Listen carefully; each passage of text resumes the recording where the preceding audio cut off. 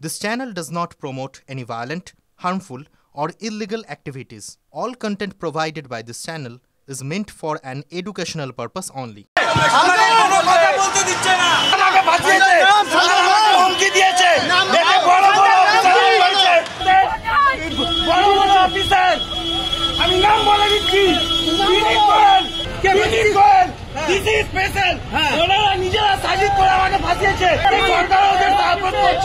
শিলতম ধর্ষণ ও হত্যা মামলায় চার্জ গঠন হওয়ার পর থেকেই মুখ খুলতে শুরু করেছে ধৃত সঞ্জয় রায়। তার দাবি, পুলিশের ঊর্ধ্বতন কর্তৃপক্ষ তাকে ফাঁসিয়ে দিচ্ছে। বারবার তাকে যখন আদালত থেকে নিয়ে যাওয়া হচ্ছে, সে প্রিজন ভ্যানের মধ্যে থেকে সংবাদ মাধ্যমের সামনে মুখ খুলেছে। এমনকি তার মুখে গতকাল, অর্থাৎ যেদিন বিচার প্রক্রিয়া শুরু হয়, খোদ পুলিশ কমিশনের নামও তার মুখে শোনা গিয়েছে, ডিসিডিডি স্পেশালের নামও তার মুখে শোনা গিয়েছে। তার দাবি যে এরা তাকে ফাঁসিয়ে দিচ্ছে।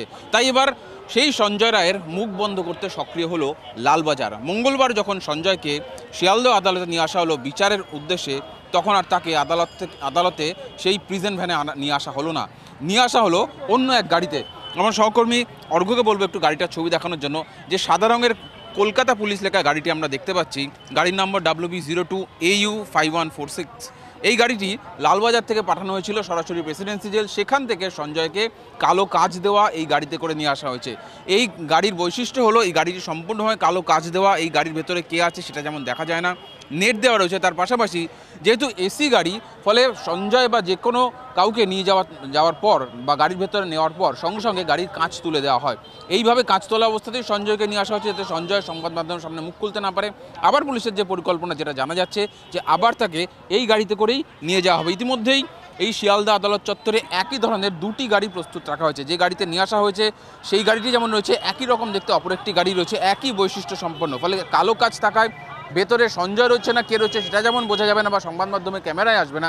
একই সঙ্গে সঞ্জয়ও গাড়ির মধ্যে থেকে মুখ বাড়িয়ে সংবাদ মাধ্যমকে তার কোনো অভিযোগ সামনে রাখতে পারবে না। ফলে সঞ্জয়ের মুখ বন্ধ করতে এবার নয়া পদ্ধতি নিল লালবাজার। এই গাড়িটি কলকাতা পুলিশে ব্যবহৃত বা লালবাজারে ব্যবহৃত বিশেষ ধরনের গাড়ি, এবং এই গাড়িতে দেখা যাচ্ছে গাড়ির কাচে যেমন এই ধরনের লোহার নেট রয়েছে, একই সঙ্গে গাড়ির কাচ সম্পূর্ণভাবে কালো হওয়ায় গাড়ির ভেতরে কে আছে সেটা দেখা সম্ভব নয়। সঞ্জয়কে এইরকমই অন্য একটি গাড়িতে নিয়ে আসা হয়েছে, যে গাড়িটি এই মুহূর্তে শিয়ালদহ আদালতের ভেতরে রয়েছে। একই রকম গাড়ি, একই বৈশিষ্ট্য বা একই ক্ষমতাসম্পন্ন গাড়িকে এই শিয়ালদহ আদালতের বাইরেও রাখা হয়েছে, প্রস্তুত রাখা হয়েছে।